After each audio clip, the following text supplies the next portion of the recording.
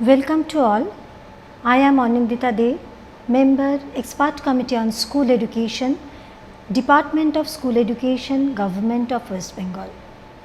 I am here to discuss about general guidelines on the use of compiled model activity tasks of geography for classes 6 to 8.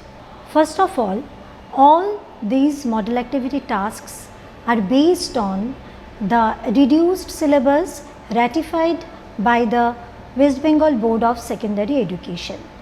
Mainly, these model activity tasks have been developed on the basis of prescribed syllabus for first and second summative evaluation. Allotted marks for each model activity task paper is 50. Model activity tasks for each class has been prepared on the basis of class-wise, chapter-wise predefined expected learning outcomes. For example, one expected learning outcome from the chapter Pressure Belts and Wind of class 8 is the learners will be able to explain the role of shifting of air pressure belts in global climate.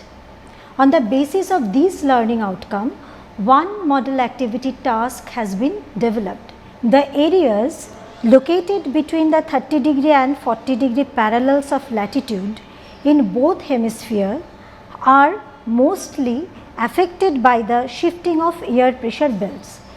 Explain with suitable examples. In this way, each and every model activity task for each class has been developed on the basis of expected learning outcome of respective classes.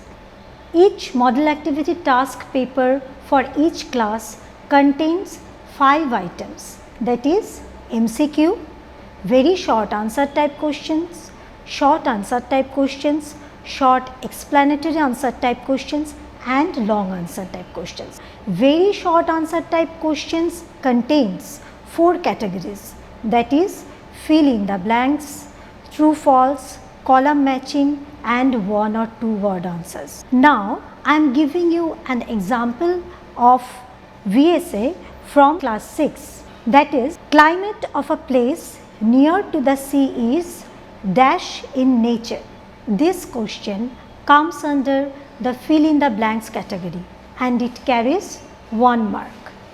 Our honorable teachers are requested to evaluate the answers of model activity tasks written by the students. It is recommended to use the rubrics in case of evaluation of model activity tasks. By evaluating the model activity tasks, teachers will be able to assess the learning of the learners in terms of expected learning outcomes of respective classes.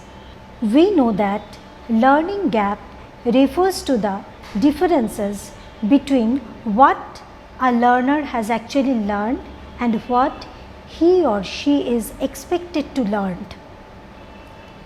Teachers will be able to identify the learning gap and provide them necessary remediation. Thank you so much.